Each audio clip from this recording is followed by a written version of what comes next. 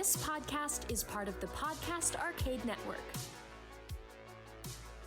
Welcome to the Covert Nerd Podcast. Thank you for listening. I really appreciate it. Please take a moment and pause this podcast right now and share it with somebody who you would think would enjoy the same topic, whether it's a family member, friend, coworker. I would really appreciate it. Please go to covertnerd.net for all the previous episodes and the different ways that you can get in touch with me. And without further ado, let's dive right in and nerd it up. Got two wonderful guests, and they're experts. We'll find out why in a little bit. Got my kids here, Ruth and Aaron, are going to talk about board gaming and why they love board gaming. So let's just dive right in, Ruth, with you on how you got into board gaming, or maybe what was the catalyst. Was there a particular game or a friend that showed you a game, or what got you excited about board gaming? Well, it was always pretty common family-wise. Like every family gathering, we always had board games. Yep. But it was especially frequent with like when we would always go camping every year. And I remember always being so excited because it would just be like 2 or 3 days of like just board games, and like that's all we would do. So that was always fun. Became like more frequent outside of family gatherings probably when I went to college, with Aaron as well, because he started getting more into them, but also just with my friends, because it's just like a good way and like cheap-ish way to hang out with your friends, have a good time, also just like see sides of your friends that you never get to see. How competitive they are. Yeah. It's also a great way to meet people, because like I've been to so many games nights where like I won't know like 4 people, but you kind of at least get like a grasp of who they are by the end of the night by playing board games with them. Honestly, board games are just a great experience, and it's like a common thing that everyone can do. So that's why I like board games. Okay.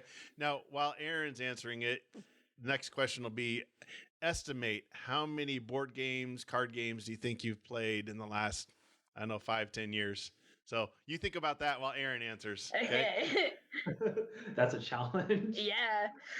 No, I think my answer is kind of the same as Ruth, is that it was always kind of a family thing, was playing board games. But I think what really got me into the hobby more later on is that there started to be so many different board games that were coming out and so many different varieties of them. And how I kind of see board games is they're sort of like a cooperative puzzle, where either you're trying to solve the puzzle together, like for a cooperative game, or you're trying to beat the other person to solving the puzzle. So when I kind of figured that out, I started realizing it's a great way to kind of bring another side out of people, because they may be kind of polite and kind of fun, but when you start getting a challenge in there, when they start realizing there's a puzzle and they start figuring out that puzzle and they try to do it before you, it starts becoming this sort of aggressive, fun bonding experience. And there was a cafe that opened up nearby, a board game cafe. And when you have 100 different kinds of competitive puzzles you can kind of solve together, it kind of becomes a great way to bring people together and to try to bring out their competitive side out of them. Was there a particular game, though, that scratched that itch that got you addicted, I guess, for lack of a better word, or not? Star Wars Rebellion. Okay. It's an easy card game. Well, it's a complicated game, but you get down to it, you're just trying to pick out cards to try to move your people around, and one person's trying to find the rebel base, the other one's trying to escape the Empire.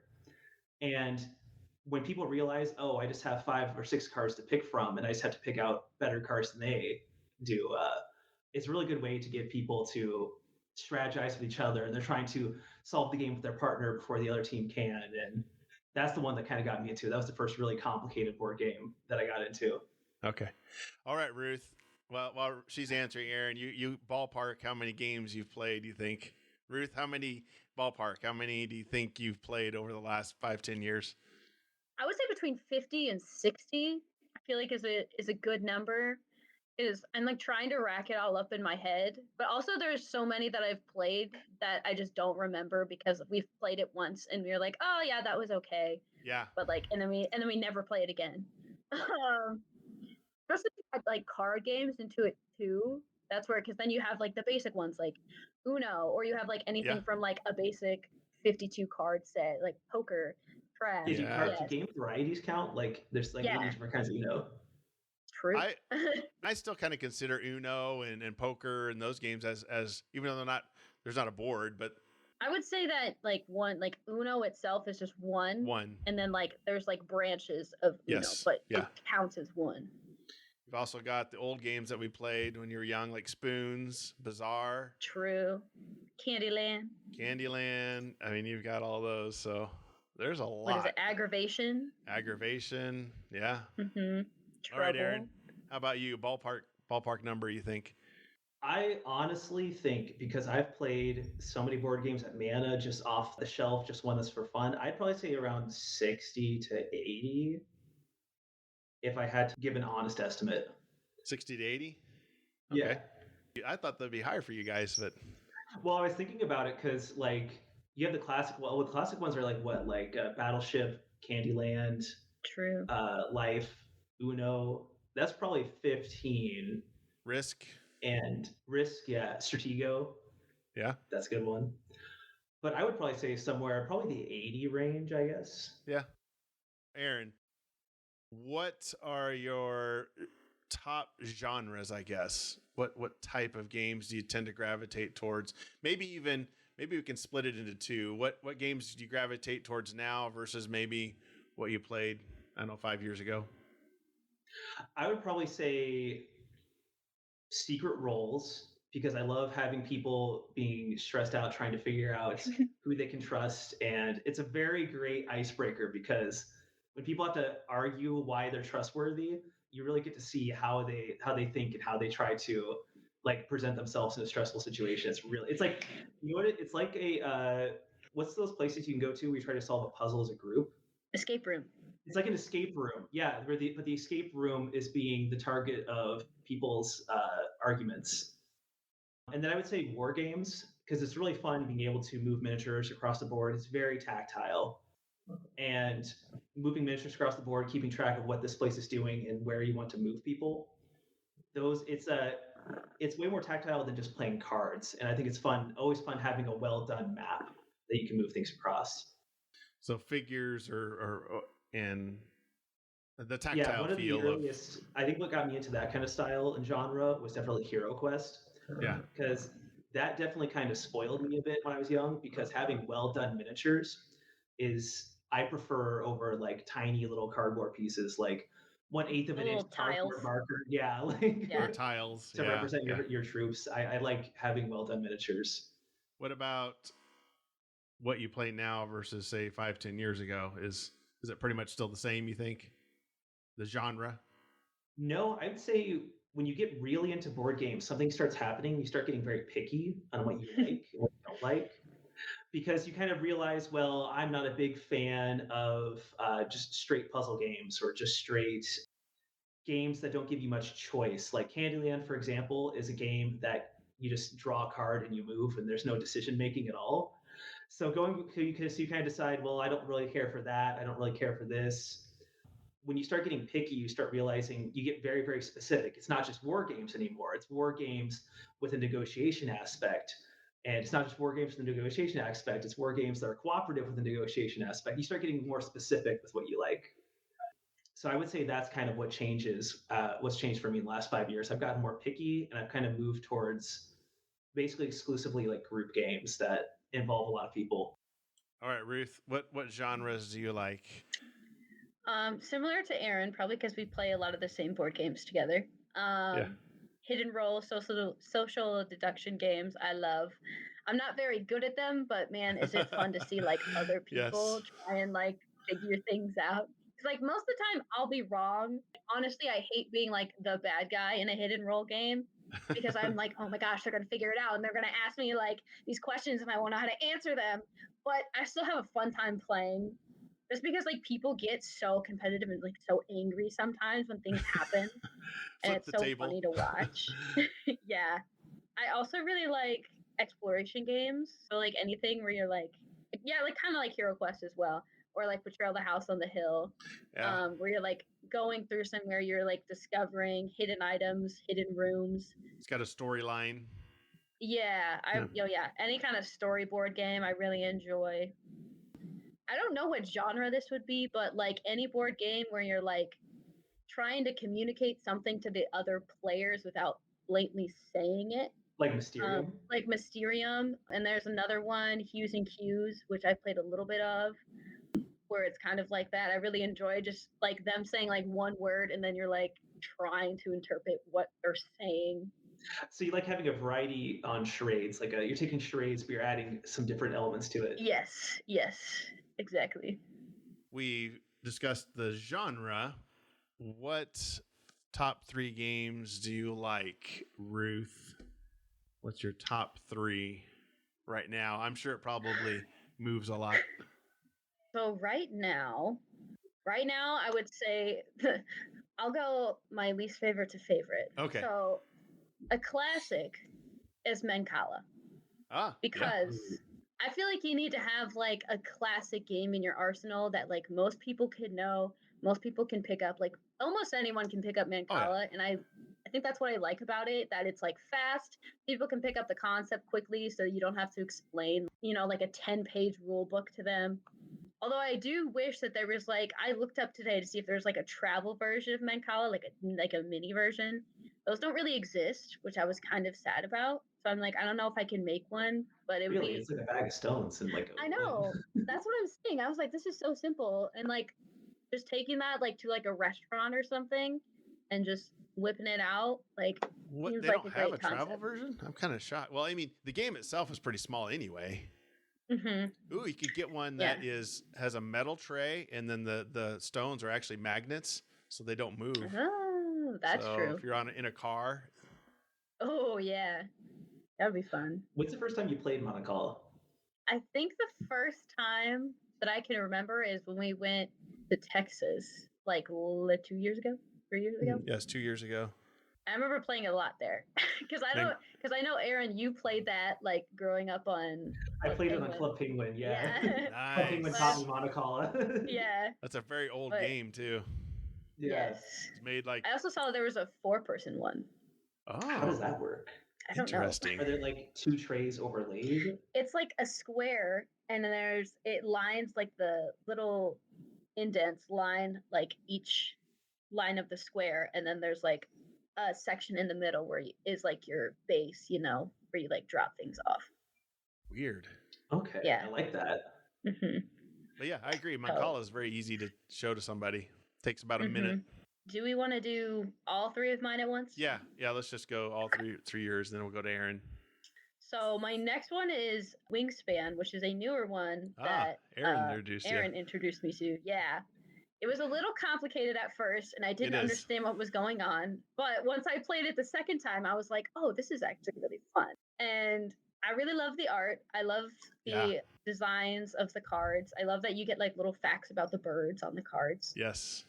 Also has a dice tower, which I think is great because not many games have a dice tower. No, you have to buy it's the a dice different tower theme usually. Too. Like just putting down birds is very different compared to a lot of other games. Yeah, I don't think there's really many other games that have a theme like that. It's very pretty. Yes, it's very pretty. It's very light. It makes you feel good looking at those pretty pictures, those pretty birds. Well, except some of the ugly birds. They got like the ravens and the turkeys. That's true. But yes. True. Pelican. Yeah. And like when you're playing the game, it's competitive, but not in a stressful way. You're kind of just like, I'm getting some eggs. I'm upgrading my birds. I'm feeding my birds. That's all that's really happening. Yeah, I like it. It's just fast paced enough where you don't get bored, but it's not like really slow. Yes. Each level is 8 minutes, 10 minutes tops. So you're not stuck at one level for very long. Exactly. Shorter game, easy to grasp. I read a review that said that this is like the potato salad of board games. It's always there, and like everyone can always play it if they want to. And potato salad, that's awesome. Which like there were some mixed reviews about it where there's like, oh, it's like okay, but I'm like, I don't know. I think it's a pretty solid game that everyone can play and grasp pretty quickly. My biggest issue with Wingspan is I wish it had another round, because by the 4th round, I'm like, man, I got my birds going, I got my bird bonuses going, and I'm like, I want to keep going. Like, that's yeah. I bet you if you looked out there, there's some homebrew that do a 5th round. Yeah, I would love to do a 5th round because I'd love to fill up my bird board. Yes. Okay, and then my last one is everyone probably guessed this. It's Salem. It's my favorite board game. Social deduction game. Surprise, surprise. I just like everything about Salem. It has a spooky setting, and the packaging is so cool. It's like a book. If no one's seen the packaging, go look it up because it's like this cute little book, and all of the pieces fit inside. And this company has a whole series where like all of their games look like books. So spooky setting, all the designs are super cool. It also I like how it builds on an event that you like already know and it kind of expands on it of like what could be happening, and it has like not characters, it has people who are actually like in Salem. It's like a little complicated for beginners. There's a lot of explaining if you've never played it, which can be kind of intimidating if you're in a large group of people who haven't played it. But luckily, Someone who doesn't say, "Oh, I have the witch card." Yeah. Oh wow, look No, at but that. there are those moments that happen with people. Start over. Yeah, where I had the most recent time I played, I had someone like I'm like, okay, you got to memorize like where your trial cards are and like where your witch card is if you have a witch card. And they didn't like know which one was their witch card, so when they confessed, they flipped over their witch card. And so they were just dead. And I'm like, oh, it feels so bad, but also like that's the fun of that game, I feel like. I'm totally guilty of that too. Yeah, no, I think I've seen that happen pretty commonly. Or also like during the night phase, I'm like, okay, guys, you have to flip over like the kill cards. They have to be face down so then you can't see who's being killed. And then we'll go to sleep, and then I'll wake up, and I'll be like, guys, because like it would be all of them will be face up, and like the kill card of who they want to kill is face up, and I'm like, guys. Yeah. They heard it as like flip all of them over. Yeah, literally. So the learning curve's a little tough, maybe on that one. Yes. Or has but like maybe has more consequences. Yes, definitely. Versus say Wingspan, where if you screw up, you just maybe cheat yourself out of some eggs. Exactly. Yeah, there's a lot more consequence. But the banter is also I quite enjoy to be like, oh, that seems like something a witch would do. So that's some witchy behavior happening over there. But I especially love how they integrate like the hidden role witch sequence, because I feel like there isn't many hidden role games that I can think of where like your role changes throughout the game, or you can like gain a role throughout the game. At least I can't think of one off the top of my head. So I think that's a very interesting mechanic that is not as common. Well, usually a lot of games that have like we've played One Night Ultimate Werewolf, but that's changing a role once. In Salem, it can change like 20, 30 minutes into the game. Exactly. Which is different. Yeah. And I especially like the strategy of you can get rid of your witch card and then you're still a witch, but no one else knows that you're a witch because you don't have a witch card anymore. So I feel like you could really play with that. Because you move that around, or you can move that around. Yes. And some of the cards are just fun. Like you could just like destroy someone's whole hand, or you can give them the lover's card. So then if one of them dies, they both die. There's so many fun things you can do with that game. So that's my favorite game of all time. And I feel like it's going to stay there for a while. Ah, nice. All right, Aaron, what's your top 3 games right now? So I don't have a particular order for mine. I'm just going to start with my favorite, Spirit Island. It's a game that came out only like 5 years ago, and it is probably my favorite game of all time because it's cooperative. It works at all player sizes. A lot of games, like for example, social games, one of my favorites, usually you want to have lots of players, like a minimum of 4 up to like 10 for some games. But in Spirit Island, you could play 1, 2, 3, 4, 5, 6. Some people have played up to 20. I don't know how that works, but I'm impressed and I love it. That'd take forever. They had to buy like 3 different copies to get it to work. Wow. Okay. Yeah, no, you're just playing as a bunch of spirits on an island, and you're just trying to defend against invaders. There's people coming to pillage your island, to like dig up treasure and to try to just ravage the place. And you're trying to cooperate, playing as over 20 different spirits, and all of them have different abilities and how they interact with the island. Some benefit from destroying the island even more. Some benefit from healing the island. Some you're trying to defend. But everybody has a different spirit with a different specialization. And what I really like about it that kind of sets it apart from other games is there's so much customization. You can, because the islands are arrayed in a bunch of different panels. and every player you have gets their own panel, and you can arrange it into different shapes so different spirits can interact differently.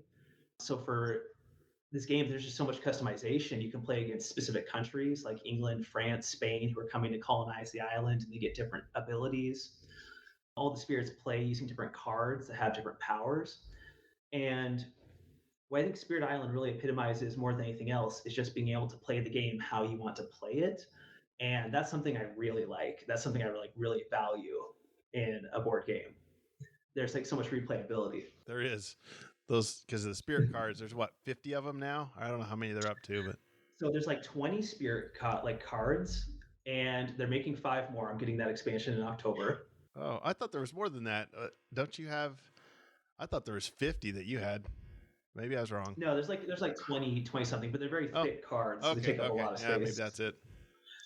Yeah, I also bought the beginner friendly version that had 5 special spirits just for that.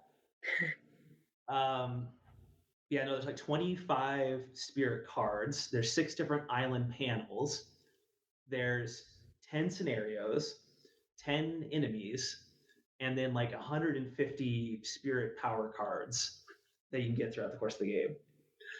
Because in your spirits, like even in one turn in Spirit Island, you can choose how your spirit grows, because your first thing you do is you grow your spirit. Then you have to decide what action you're going to take on your turn, which cards you're going to play, what cards you can play with what energy you have, what you're going to be able to play if the other spirits decide to help you out with their unique powers. And then there's slow and fast cards that go. Fast cards go at the start of your turn, slow at the end. And then the invaders can like change up how they play depending on how you play.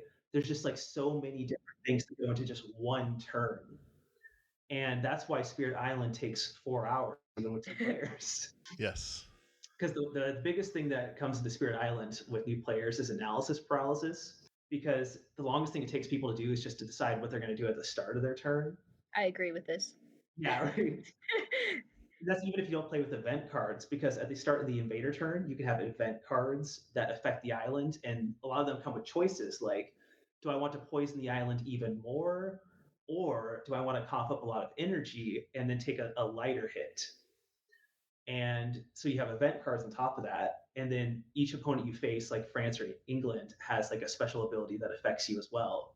One turn of Spirit Island with new players can take like an hour at least. So the learning curve is a little high on Spirit Island, I would say. It is, but I would say if you get into it, you can do so much with it that a lot of other board games don't even get close to. So if you're willing to put the time or effort into it, it rewards you like so much with the experience. That's a unique game for sure. Yeah, no, it's only 5 years old too. That's the weird thing. It's like it's so interesting how new it is, but it's like it's on the top 10 board games of all time. Nice. All right, what's your number 2? Dawn Company. Okay. So in this game, you're playing as a bunch of family members who have a controlling interest in the East India Trade Company. And it's a nice company, you know, it makes so much money for you, but you don't really care about the company. You're in this for your family and the best, richest retirement you can possibly get. So you'll play different positions of the company, like the director of trade, you choose where ships go, manager of shipping, how many ships do we need, head of the military, what are we going to attack? But you're only doing those positions to get yourself nice rewards and to get yourself a big mansion at the end of the game.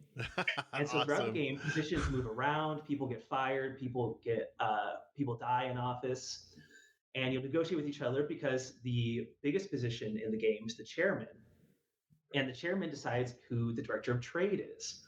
So you get to pick someone out from there. You get to pick from these little advisors in the company. And when the director of trade gets into office, they pick who the manager of shipping and military affairs is. And then military affairs chooses who's the commander of the army.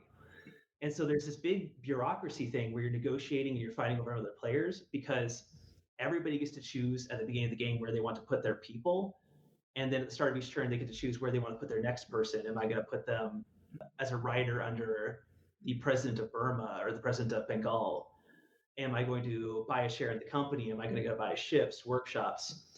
So it's just a lot of negotiation, deciding where you're going to put your people. And then you have to decide, how am I going to profit from this position? Because the company could fail and you could still win. And there's strategies where you could try to intentionally cause it to fail. So you have to worry about like, oh, I have a big stake in the company, but is this guy going to try to sink me just to make, just to win at the end of the game? So it's a lot of fighting, and it's kind of funny that it's all about the East India Trade Company, but at the end of the day, it's all about families fighting over who's actually going to profit and win through managing this company just for their own personal gain. So I really enjoy it. It's got negotiation, it has interesting choices, it has a fun theme, and a lot of fun mechanics that work together to create a fun cooperative experience. It's a lot of palace intrigue almost. Yes, a lot of palace intrigue, but it's like corporate 1850s Britain intrigue. What I really like about though is like a lot of it has positions. Like there's a bunch of positions at the company, but you can create new ones depending on your actions. Like if you made a part of India, you can create a new bureau that has a new position open up. So you can create even more things to fight over as the game goes on. That's amazing. How long's that one been out? That one's only been out for I think 3 years. Yeah, and the artwork's really good if I remember correctly. The art's well done. Yeah, and it's made by the guy who did Root, and he did another game that's like very popular, PAX Premier. PAX Premier, yeah, that's right. That's right. Yeah, he did PAX Premier and he did Root. So he's very good at thematic, like political intrigue games. That's his favorite. He loves historical spins on them. All right, what's number one? Not necessarily favorite, but the last one on your list. I gotta go with the one that got me into board games like a lot more, Star Wars Rebellion. Yeah. It's meant for 2 players, but I think it plays best at 4 because when you have 2 people arguing with each other, like, oh, is the rebel base on Alderaan? Is the rebel base on Hoth? Is the rebel base on Bespin? And they're fighting over trying to figure out where that is. Well, as the rebels, you're like, oh man, like should we attack Coruscant? Should we go for Mustafar? Should we play this card? We only have like a few cards we can play this turn because we only have so many commanders we want to use on this. Because you can only play as many cards as you have commanders. So the feeling of having 2 people arguing over like where we should go, what should we do in this move, it's not really about finding the rebel base or like trying to defend against the empire. It's really more about like fun deduction, social deduction, but in a Star Wars theme. No, that game I've played. The longest game I played of Star Wars Rebellion was 7 hours, and that was fantastic. And it's tactile too, because you got all the pieces and yeah, you have the little Death Star pieces. If you guys haven't seen that, look it up. The pieces for Star Wars Rebellion are like top notch. Oh my god, that's why you like it. It's because of the pieces. It is. It's got pieces you can move around, and they're all well done. The game's like $120, but it's totally worth it. It's a good combination of card usage and figures. Yeah, that's what I really like. Is I don't think I like any games that are just solidly one specific kind of play. I like a mix. Because in Spirit Island, it's cards, it's pieces, and it's got nice like board artwork. And in John Company, it's got cards, it's got the nice board, and it's also like arguing and like socializing. So I kind of like things that are a little dip of everything. Since you've played 60 to 80 games a piece there, and you've listed your 3, what makes a game fun then? So I would say what makes a game fun, I mean, first of all, I like it when a game looks pretty. I mean, we talked about that with Wingspan. I like it when the artwork's pretty. I also like when it kind of builds a world around itself and immerses you in the game. I feel like this is really well done when you have, like Aaron said, like figurines, as well as just like a setting I like. So if it's like a fantasy setting, I really like any of those, or a spooky setting. Yeah, any of those I really like because I just like being immersed in a board game, in the world of a board game. What also makes it fun, and this is a tricky one, is the group of people you play it with. Because that can be, that can be a very hit or miss. Absolutely. Yeah, it can completely change how you feel about a game, how you feel about board games in general, how you feel about those people. Because, like, if you're playing with a group of people who are not into the game that you were playing, it's not going to be fun. All it takes is really one person who's just checking their phone the entire time, and it just really brings down the experience for that.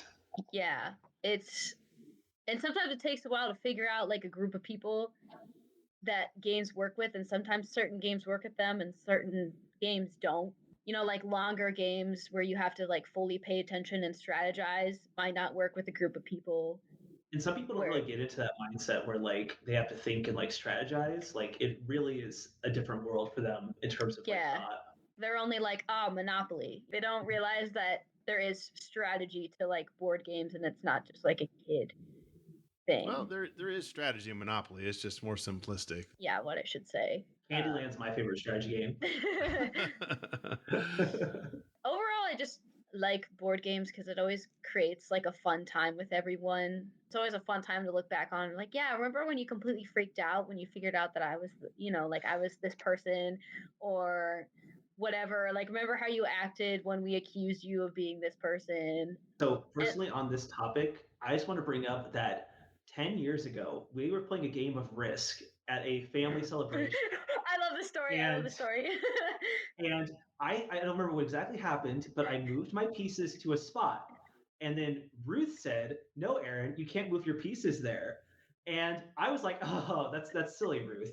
And then my brother came in and said, "No, Aaron, you can't do that." And I was like, "Wait, what are you talking about?" And then everybody around the table said, "Yeah, Aaron, like you lost that, or like you can't move there." And somehow Ruth does this all the time when she plays little jokes, but this one actually worked, and everybody believed it. And I ended up like losing a bit in Risk for a while. And Ruth didn't even think it was going to work. I could tell the look on her face. She was just joking, but she went along with it. And I lost like a round of Risk or something like that. And I was so angry about this. I still remember this like 10 years later. Well, and it was, yeah, like Aaron said, like sometimes I just play little jokes just to see if what happens. Because, like, I think it was like we were going around the board and we were placing our pieces, and I had just gone. And no one saw me go, though. So I was like, Aaron, you can't put your piece there because, like, I wanted to put my piece there. And then everyone was like, yeah, Aaron, you can't put your piece there. And then I was like, yeah. And then I put my piece where I wanted to put my piece. Aaron was just like, I could feel the anger coming off of him. He was so angry. It wasn't Risk. Little I know it was social deduction, and I lost that round. I think I lost that game of Risk though. I don't think I won, but that was like a peak moment of board gaming for me. Bluffing. Ruth is like, I won. I may have lost the war, but I won this battle. Exactly. That's funny. Exactly.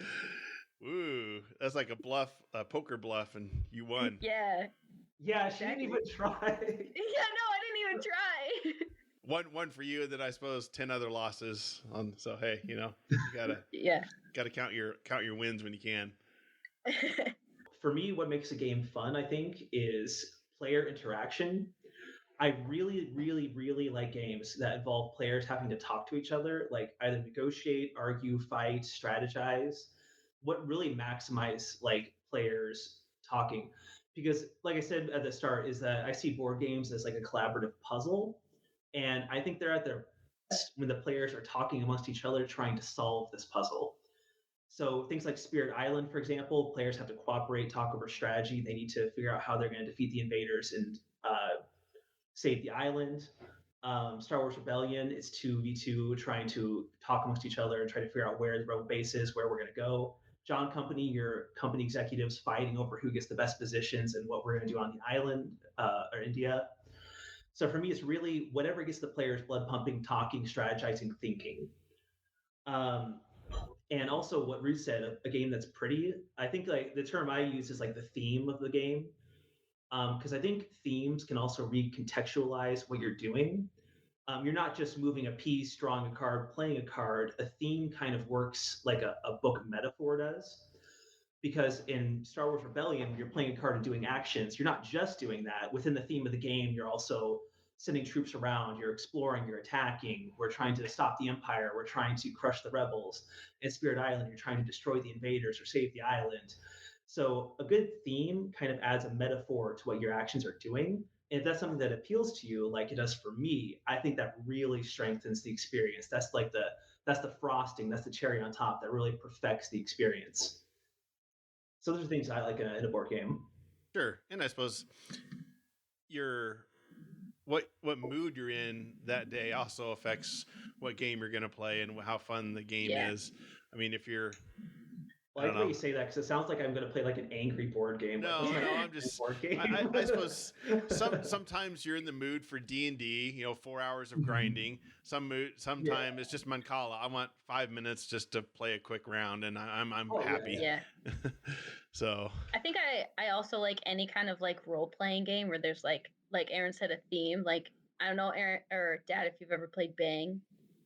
where it's like cowboy themes. I just love just pretending to talk like a cowboy and being like, I'm your trusty deputy. Or it's like there's any theme like that where you just can like have silly banter about whatever is happening in the game is always really fun. Dude, Bang, the best reason to play Bang is for the accents. I use it every time I play. Yeah, I think that's the only reason why I like the game is just like the silly little banter you can have. Yeah, yeah. I'm your deputy, and I'm going to shoot you with my machine gun. Yeah. Well, Aaron, this might be more of a question for you. I don't know, Ruth, on your experience. What do you see in modern games that's different than maybe games from 40, 50, 60 years? You know, we're talking Monopoly, Risk. You know, those are 60 plus year old games, or Clue. Or what do you see that's different now in board games versus those older games? Fan interaction. Okay. Fans being able to go to forums or like Discord and like talk about, oh, I like this, I don't like this, I like that. And fan additions, something fans can do now. If you go to boardgamegeek.com and look up your favorite board game, you can find there's this little file section called variants and files where fans will have like player aids, player variety, new versions of the game to play. And I think where that really ties into with like the variants is that I think what's big now is variety. Like Monopoly has like negotiation, has chance with like being able to like roll dice to see where you go. Has those elements, but if you really, really want a specific kind of like negotiation game, you can go to Board Game Geek, look up the genre of negotiation. You can find 500 something games. Do you want a game where you negotiate medical equipment at a hospital? Do you want a game where you negotiate stolen treasure? Do you want a game where you negotiate property? Something you can find is you can find like a laser pinpoint focus of exactly what you want out of a board game experience. And you can find it easily online. You can find a Discord fan group to play it pretty quickly. And if you don't like this specifically, you can find like 10 something different homebrewed rules on how to play. So I think back then, you only had probably 10 to 20 popular games. And then if you wanted to find something other than that, you'd have to like find through word of mouth, like something more specific.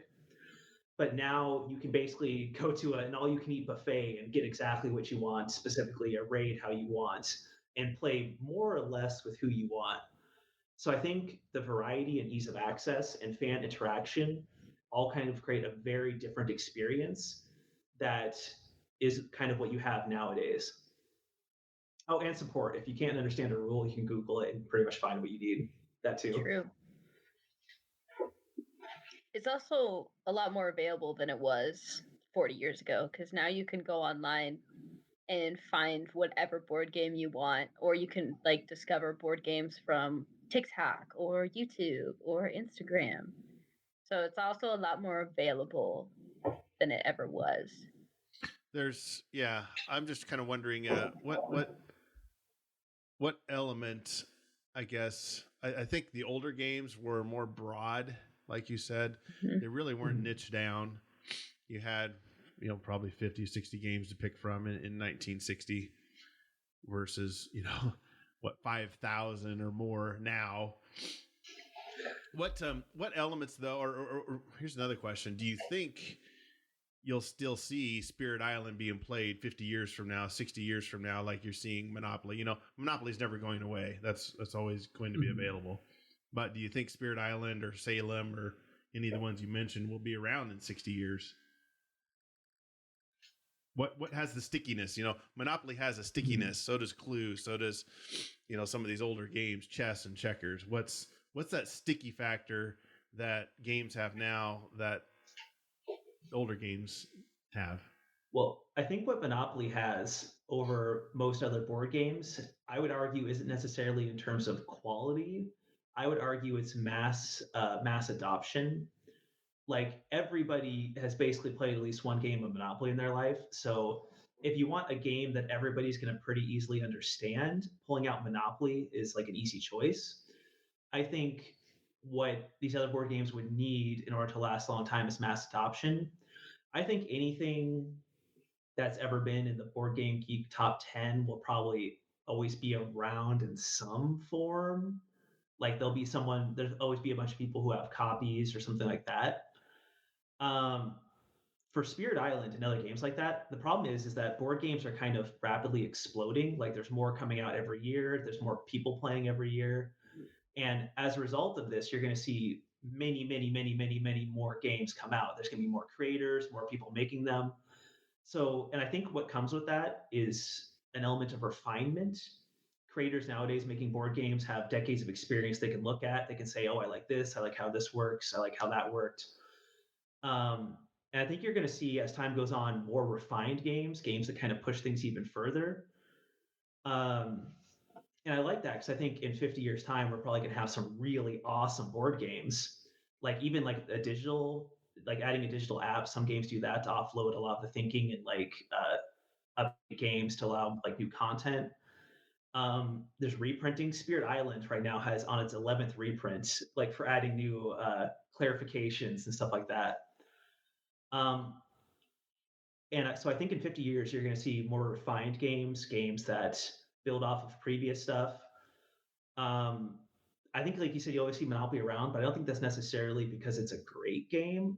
I think what keeps it around is because a lot of people have played it. So in order for games we have nowadays to stick around, they're going to have to be like played by a large audience. But considering the variety of games nowadays, I'm not sure how many games are really going to reach that same level of Monopoly. It's a lot easier to compete with 50 games than 5,000. Yeah. Well, and plus, I think you can put some of these games in different categories. I would put Monopoly and Clue and some of the Life as more of a casual gamer. Whereas Salem, Spirit Island, some of these, Wingspan, I don't think that's for your, grandma's not going to go to Walmart and pick up Wingspan for, they might, I guess, but I just don't. I think it's in a different category than Monopoly or Battleship or some of these other games where, again, it probably falls more in that Mancala category. This is a simple casual gamer type game, whereas Salem, it's more intermediate level. Spirit Island, those are Rebellion. That's something that's more advanced in my opinion.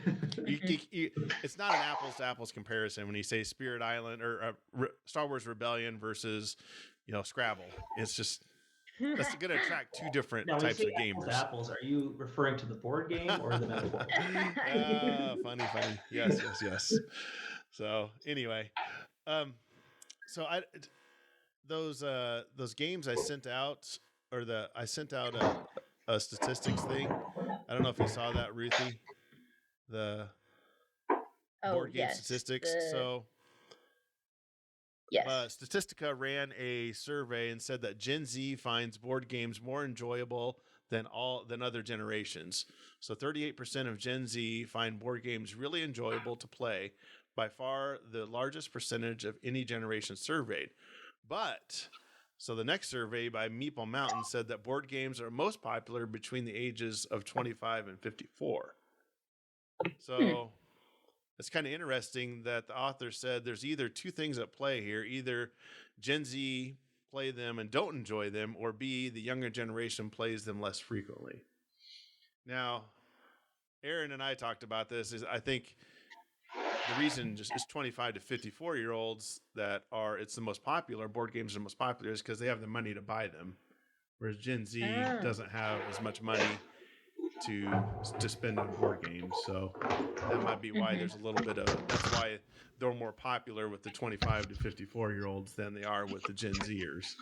So that's probably what's going on there. But anyway, I thought that was an interesting statistic. And then 10.22% of gamers spend over $1,000 a year on board games, according to Print Ninja. I feel like that's definitely Aaron. Aaron falls into that category. Yeah, Aaron falls into that category. That's what I was saying. I've definitely spent at least $1,000 in the last year on board games. It can lead to an addiction. Yes. So I thought that was some fun statistics. And the board gaming industry it grew in the United States from 1.16 billion in 2017 to $3.63 billion in 2023. So it more than doubled in 6 years. So it's definitely a growing genre. And I always thought that was interesting with screens being more popular. Why have board games taken off in the last 10 years? I would say board games are a very, very social activity. Yeah. Like I've played online games with people, but it's very different than playing with like 6 to 8 to 10 people all huddled around a table trying to argue with each other about who and who is not the witch or who is the werewolf.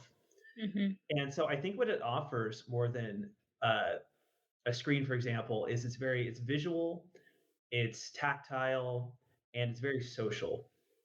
And so I think what a lot of people like nowadays is that because there's such a great variety, you can kind of, like I said, pick out what you want. And then you can just like bring a group together and start talking and yelling and arguing and stuff like that. Because you don't necessarily do that with like a movie or a video game, but with a board game or a card game, that is kind of the experience you get. So I would say it's tactile, social, and more available than it's ever been for a group, especially post pandemic, where people are used to like either not socializing too much or being locked in a space with other people. Both of those, I would say, would drive you towards a more positive social game or activity like board games. Yeah. And it gives everyone a common task to work on. So then it builds, and like we said earlier, it's a great, like, board games in general are a great icebreaker. Like, a lot of times you won't know people, and then you'll know them a good amount by the time you leave. It kind of builds a community between like you and your friends. Also, with quarantine, we realized that social interaction is something that we really like and we really miss if we don't have it. So it's a good excuse to hang out with people, because sometimes you'll just be like, I don't really want to watch a movie because that's only half. Everyone's only half paying attention during a movie because everyone's attention span is 2 seconds long, and it's too expensive to go out somewhere and do something. So it just Ooh, good it point. yeah, it's a good way to hang out with your friends. Now, Ruth, have you ever had that one board gamer who like suffers from analysis paralysis worse than anybody else and like Yes. takes 5 to 10 minutes while everybody else has like figured things out 10 minutes ago? Yeah, and then everyone gets like disconnected from the game because it takes 15 minutes for one person to do their turn. Oh, Well, should I do this? Should I do that? Like, well, and Aaron, you brought up a good point. The guy checking or girl checking their phone. So the screen ruins the board gaming experience. I would say if you're choosing the screen over the board game experience, why are you here? Yeah. So I thought that True. was that was a good point, that the screen is ruining the board. They don't mix too well. Yeah, because like with the screen, like if there's something you necessarily need to be doing, like if there's someone who demands your attention right now, I would say you probably shouldn't be playing this board game. You should be dealing with that problem. Because I mean, unless you're like a doctor waiting for some kind of response back from a patient, like I don't think you necessarily need to be on your phone, because that signifies to me either you have some kind of issue in your life that's demanding like a lot of attention. And again, I would say, why are you playing a board game? Like, go deal with Yeah. it. Go deal with the issue. Yeah, go But deal with your issue. I thought. Because Well, go ahead. I've just played lots of board games, and like when the board game's good, like nobody's paying attention to their phone. Yeah. Like, Yeah. Well, I was going to mention, Aaron, you mentioned two games. Well, not two games. You mentioned one game based on an IP, Star Wars, but then there's also the Lord of the Rings game that you like too. And I think the quality of IP games has gotten better, because I remember when I was a kid playing X-Men games, Indiana Jones games, Back to the Future, games based on movie IPs, and they were not good. You can tell that the studios just threw this out there and let's sell a bunch of games based on a movie and Star Wars games and stuff too. And so I think looking at the IP games that are out now versus then are much better, which I think gives gamers more, like you said, a way to niche down. And if they're a really big Game of Thrones fan or a Harry Potter fan, odds are the game that they came out with is actually pretty decent and it's actually fun. I didn't even know there was a Back to the Future board game. I'm looking that up right now. Yeah. I want to know what this looks like. Yeah, If I think it there looks was a that back. bad. I know there's an Indiana Jones one and an X-Men one. I remember playing. The X-Men game was horrible and it was not very good. I think they had a Was that the Spider-Man one that you game. had that you had when I was a kid that had like little miniatures, like Yeah. had like Professor X and Yep. Iceman? Yeah, that was another one I need to look into. I remember the miniatures on that one looked cool. They were, I'd say, That was the did only it that thing I look- was knew the about it. only Did it good look part of the pretty? game. That's It you looked know. it looked kind of pretty. I'd give like a 7 out of 10. Like 7 out of 10 looks pretty. Yeah. no, Well, your the question figures though on didn't the quality of compensate for the game IPs, I would quality. say yeah, because like Star Wars Rebellion, there's nice, well done figures. There's a whole map, cards with unique art. War of the Ring is a whole another thing. Like you have 20 different kinds of miniatures split across 6, 7 armies, and then you have all those little cards and stuff like that. But another thing, like to tie back to the other question of what the difference is between board games now and 40 years ago, you can go on Etsy and you can get 3D printed mountains that match the mountain ranges. You can get a custom Mount Doom. You can get hand painted figures for every single individual in the game. You can get custom maps. Like you can get a whole new experience. So I would say the quality of everything, like both from the company and from fans, is like different. If you have $1,000 you want to spend on a board game to make it like nothing else, yeah, you'll have a one of a kind, amazing board game. Well, and the playability, to reference that X-Men game, it just didn't have, the figures looked great, but the playability, there was no fun to it. It was almost Candyland with X-Men figures essentially. So it's fine if you're 5, I suppose, but if you're 10, I'd 11, say 12, that'd be a step up to me over Candyland. I'd like X-Men Yeah. Candyland. Like yeah. you drew Muir Island move up to space Yeah. or something like That's that. kind of what it was. So you have to have, yes, it has to look pretty and look great, but if there's no fun playing it, it doesn't matter how pretty it looks. It's just like the old saying, you can Oh, absolutely. put lipstick on a pig, but it's still a pig. So I was running into that problem the other day. I was playing this game called War of Whispers. It was like a Game of Thrones knockoff, and everything looked nice, but the game felt like it hadn't been play tested. Like cards would have vague descriptions. The instructions were like very thin. yeah. Like you said, it looked very nice. It looks great, but if a game isn't explained well, it doesn't have good mechanics. Like, I hope you didn't spend money on it. Yeah. Yeah. Well, hey, is that one of your worst games? Let's get into maybe your worst games you've ever played. Is that one of your worst games, Aaron? Oh, see, I've played so many. That was a difficult question. Ruth, do you have one off the top of your head? You were talking about it earlier. Okay, well, if we're going worst, because there's worst and weird ones, so I'll talk about both of them though. Okay. Worst game, Phase 10. Phase 10. Yes. Phase 10. Oh, really? Like, I mean, just growing up, I remember being like, this game is so boring.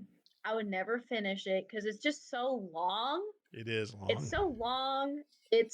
There's no strategy to it. You're just like waiting around until the card you need is there, and then you get another phase done. Especially if you're playing with a lot of people, that game is so long and tedious. Tedious. It is tedious. So that's one of my worst games, I think, because it took me a while to think of it, and I was like, what's a game that I will never play? And then the strangest / weird game is me and Aaron have played your worst nightmare, and it's like, Aaron, it's that one with like the black snake on it Oh, I or know. whatever. I sold it at the swap meet. Yeah. That's how bad it was. Yeah, we played it because like the concept of it is that you're like trying to figure out your friend's worst fears, and it's like, oh, it's a frightening game with scary nightmares, and all the players face their fears. And in one of the descriptions, it says it's a great icebreaker. This game inspires conversations as the players share what really scares them and why. And you think, okay, no, that sounds interesting. Like, I can figure out my friend's worst fear. And some of the cards, just from this image, are a closed shower curtain, someone's worst fear, walking over sidewalk grates, slipping on banana peels, short battery life, losing, or getting HIV.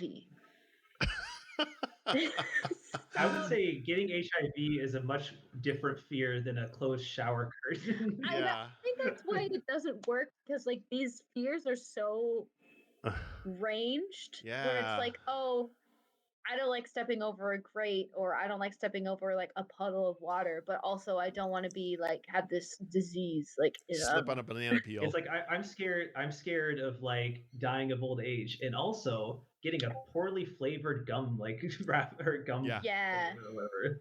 And I remember we played it, and you have to like rank of like which ones you think that person would be the most scared of on like a scale of like 1 to 5 or whatever. And it was just like boring. Yeah. It just didn't work. Yep, I managed to sell it for $10 at the swap meet. I was surprised I got that much. That's surprising. That's surprising. That's like almost, you almost got your money back, because I feel like I know, right? $15 or something. They fell for the cover art. Yeah, that's what happened to us. That's what happened to us. That's the one that gets you in by the cover. Yes. So that's one of my strange games that I've played. How about Pigmania? Pigmania. I've never. Oh, I I'm gonna forgot that Google was that. one. Hold on. Oh, I had it. You have it. It's at Grandma and Grandpa's house. You have to roll the pigs. They're like dice, and the different positions they get into give you more points. I've never played this. Oh, okay. We'll have to play it. Wait, let me look at the. Yeah, no, I don't think I've played this. I thought you did. It felt like something they had pulled out at some point. Maybe Aaron did, but yeah, maybe I just don't remember playing it. It's at Grandma and Grandpa's house. That's the weirdest game I think I'd have to put up with there. Wait, I think I found an old cover art, and it does look kind of familiar. We'll have to play it. It's silly. It's for little kids, but it's just kind of goofy. So anyway, all right. Aaron, how about you? Weirdest or dumbest game or worst game? My worst game of all time, and this might be a little contentious because it is popular. I'm going to say Cards Against Humanity. Yes. Ooh. Yes. Thank you for bringing that up. You just made about half the listeners mad. I love it. I understand why they enjoy it, but I hate it because it's Candyland for adults in some way. Like you just draw a card, and then the grossest, most like sexual, most like aggressive card wins almost every time. It's an excuse to get people who don't play board games or who don't want to think in a board game to play. I understand why, like I said, if you're in a mood where you just don't want to like spend an hour doing complicated math problems in like a board game, I understand like it's the easy one to pull out to play. But like, it's just not fun. It's the same one. The most fun I've ever had with Cards Against Humanity is drawing 3 to 4 cards, handing them to someone, and saying, which one of these would you want to go through the most or the worst or like the least? Like when you take Cards Against Humanity and you force people to start asking questions like, oh, these are your 3 roommates, like the shark from Jaws, Arnold Schwarzenegger, or like some other hero, Luke Skywalker, whatever. Who would you want as a roommate? Like when you ask them questions like that, it's actually fun because people have to put their personality into it. But when you play just regular Cards Against Humanity, you don't have anybody's personality because it's just like, I pick this card and it's the most crude. Haha, I win. Yeah. But when you force them to ask questions and you're getting their personality, I think that's what I hate about it is there's not really anybody's personality that comes through. You're just going through a step-by-step game. Okay, you draw the cards. Now we're all going to pick the crudest one. They win. Next person. It's a step-by-step, paint the dots experience. It's pretty repetitive too. Like it's never a new experience. So it gets old after like 2 rounds at most. Oh yeah, I've left parties because all they wanted to do was play Cards Against Humanity. People love it. So I don't get it, but yeah, so like that's my least favorite game of all time. My weirdest game of all time. I have like 2. There was one called Dairyman where you had to roll dice, and depending on your die results, that shows how much milk you made, like milked from a cow. And then if you, because you had to form dice combos because like there are 3 different barns, and depending on what your combination of dice you rolled, like number was, is what barn you got milk from. And you rolled 6 dice, and you got to choose 2 to 3 to make that combo. And so you had to get the most milk. But if you rolled a specific die combo, because you had a blue dice, if you got the right number on that one, you got frozen dairy treats instead of milk. That's and awesome. then And then if you managed to fill all 3 barns in a turn, you could turn some of your milk into cheese, which was worth more points. So I would say that was the weirdest like board game experience I'd had, just because of Sounds how just odd it hilarious. was. It just sounds so dumb that it sounds interesting. Yeah, right. Or sounds I so have silly. it. Not dumb, silly. Yeah, it was very, very weird. That's why I got it at the swap meet. Yeah, that's a good one. Sometimes you have to Um, get those just to have a weird one.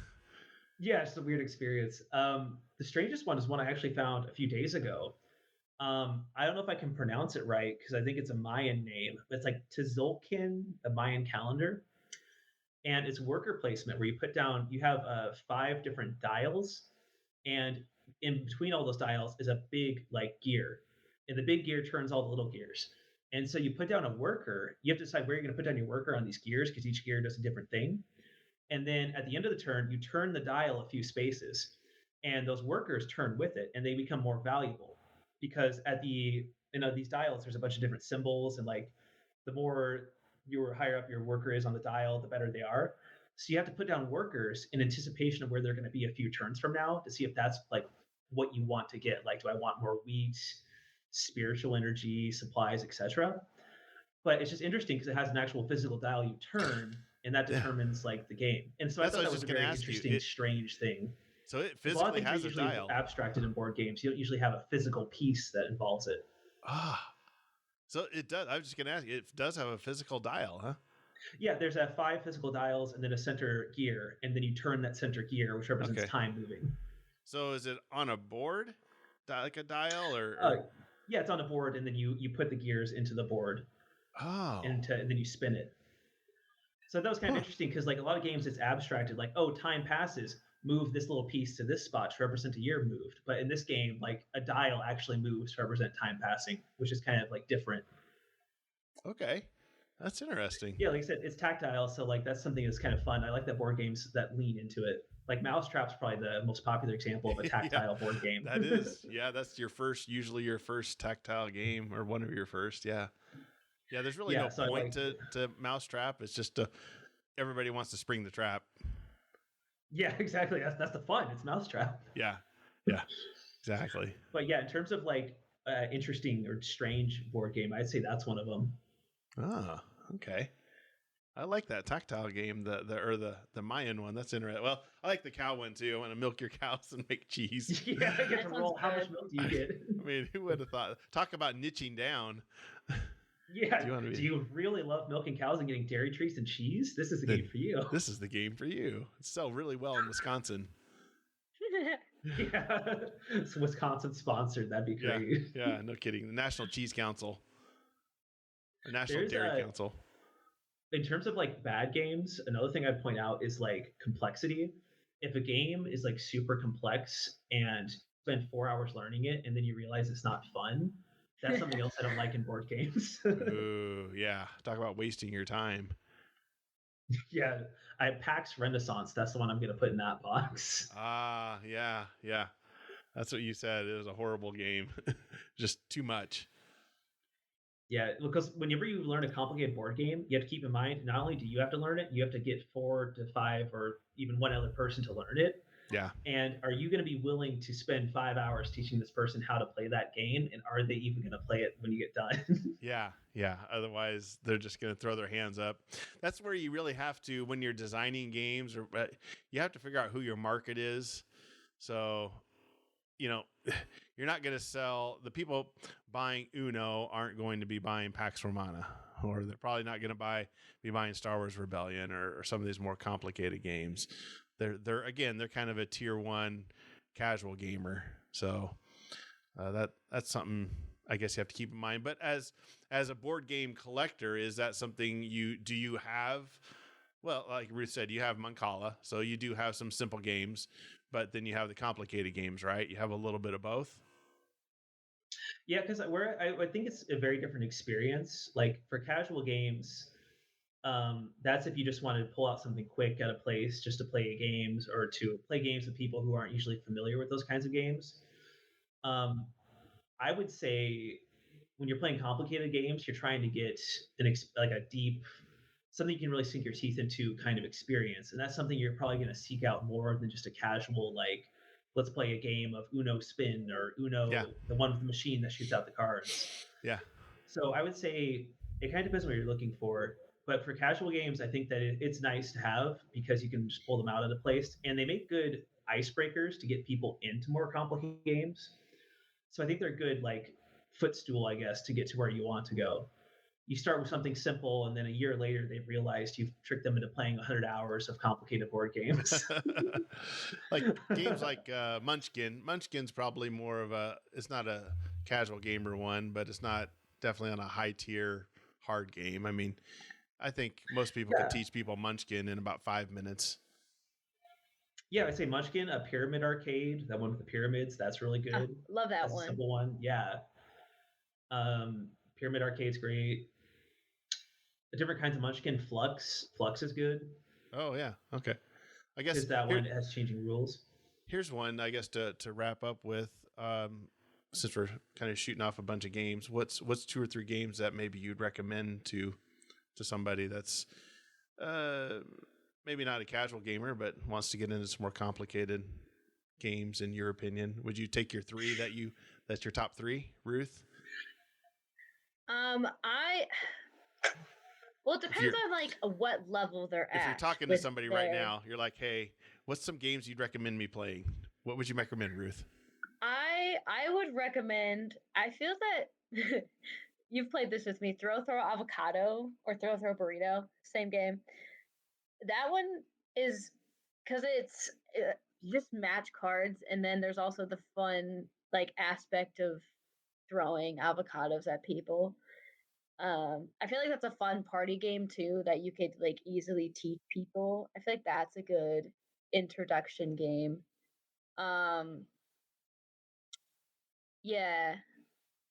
There's also, I don't know if I've played this with you guys, Psycho Killer, which is I'm trying to think of another example. Like Exploding Kittens. It's kind of like that game. More like simple concept games are really good for starters. Also, I just think any hidden role game is always fun because I think people don't understand that like the strategy of that and the fun of that would adds a lot of fun to any kind of board gaming experience. So One Night Ultimate Werewolf, I think that was one of my first experiences with a hidden role game. Has a fun theme. Yeah, it has a fun theme. It also has the fun aspect of having like your phone, your device, like announcing roles as the narrator, which I don't think any other board game does. That is kind of a cool use of technology. I'll admit that. Mm-hmm. Well, and it gets around the problem in hidden role games where one person has to be the narrator and also a player. Yes. Happy Little Dinosaurs. I would very much suggest that one. Someone who's starting out. Happy Little Dinosaurs. Simple concept, adorable art, fast gameplay. Love that one. Yes, exactly. If you had to get anyone, if you're just starting out, I would say Happy Little Dinosaurs. Okay. All right, Aaron, how about you? If you're person in the game store is like, hey, I'm looking for a couple games, what do you suggest? I would go with all social ones. And luckily for Spirit Island, if you want something simple, they made Spirit Island Horizons, which was purposely made for people new to board game, more new to board games, and wants an easier Spirit Island experience. So I would say that one. They have all simple spirits. It's only the base game cards, no special things like events and enemies. It's just like basic Spirit Island, and it's like way cheaper than Spirit Island too. Spirit Island's like $90, so I think Horizons was like 30 to 40. Nice. I would say Betrayal at House on the Hill. Yes, it's like a darker version of Scooby Doo. You just play as like 5 to 6 characters, all going through a mansion. You lay down tiles to kind of find the mansion as you explore, and then one person ends up being the traitor who has to kill all the other players. But that's randomly determined based on where you go. So you'll never know who's going to be the true villain. And then after that, I would say Mysterium, on the topic of Ruth. She was talking about like being given an object or a word and you have to vaguely describe it. In Mysterium, one person plays as a ghost who literally cannot talk from the moment the game starts. And they have to show each player, because each player has like a hidden object that they have to find, and you have to give them like a list of like 7 or 8 very vague pictures, and they have to kind of figure out, okay, what object am I looking for? Who's the killer? Who's the person? And they have to kind of like figure it out from what you're giving them. So that's one that's very fun. It's very cute seeing people get very angry over the fact they can't figure out what their object is. Yes. So those are 3 I would recommend for getting into the hobby. It's kind of like Mysterium's like Clue on steroids. Yeah, it's Basically. like Clue, but you have to describe the place, the person, and the object with very vague dream pictures, and you can't talk. I guarantee you the inventor of that played Clue and said, hey, how can I make this harder or more interesting? I guess. Well, it's funny as the ghost too, because you have to like pull out your hair trying to figure out, how am I going to explain to this person that they're looking for a candlestick when I have a picture of a flying carpet going through the desert and like this 16th century castle like in a misty like village. Like how do I just use this to describe that? It's kind of like, so sometimes you have to use like colors, like 3 yellow colored objects to hope they figure it out. they had a game show called the $25,000 or $100,000 pyramid or whatever. I think that's what it was called. And you had to do the same thing. You had to describe this word using other words. So it's kind of the I hope same. they would be sneaking at the thesaurus, because that would make it really funny. Yeah. Huh. Yeah, I remember playing Mysterium. It's an interesting game. It's got that dark theme to it, which is kind of fun. Yeah, because they're all like dream-like pictures, like something you see really in like a vague dream. Abstract. It's very Alice in Wonderland kind of. Yeah. Yes, Alice in Wonderland is a great way to describe the art. Yes. All right. Well, we better put a pin in this, guys. Been fun. I think we could definitely talk some more, because we didn't even get to the top 20 games of all time. We'll have to go through that and discuss them. Go through that. Or what games we want to play. Games we want to play. Oh, yes. same. Didn't even get to that. Yeah. I have like 20 of those. Yes, that's your $1,000 is going there. Oh, dude, if I had $2,000 that could only be used for board games, I would use all of it. Yes. But there's the top 20 games of all time. I'd like to get your opinion on these. I know you guys have played probably most of these. So I'd probably look through every one of them. So Mancala's on here, Ruth. So that one of yours is on there. See? There you go. So. All right. I'm surprised. I was just looking. Go is not on here. That's an old game. Well, you're talking top 20 games on Board Game Geek, or which website are you using? This is on best-selling board games of all time. So, okay. So this is the best-selling games of board games of all time. That's 2023. So they're just taking every game, all the games sold. So this is, number of units sold. So you're not going to see, obviously, some games that just came out 2 years ago because they just haven't had the time to do it. I want to see them prove that chess is the best-selling board game. Like, do they have the receipts from 2,000 years ago? Like, how do they know for sure? Yeah, that's true. Yeah, how do they know chess or Mancala that was, produced, 2000 BC? Do you have the sales receipts from that? King Charles receipts. Yeah. Obviously they're probably going by American sales. I'm not sure. I don't know. But anyway. They aggregated figures of the last century. Yeah. So anyway, all right. Well, hey, thanks for talking board games and look in the show notes for all the notes that you guys had, and so you can learn more about board games. And if you agree or disagree, if you disagree, send your hate mail to Aaron. I will send you a link to Spirit Island on Amazon as a response. There you go. So, all right. Well, hey, thanks for being on this show, and we'll definitely hit this again next time. So, yes, part 2. Part two. Because I'm sure your top 3 will change in 6 months. Yes. I would love that. That'd be great. All right. Well, thank you very much.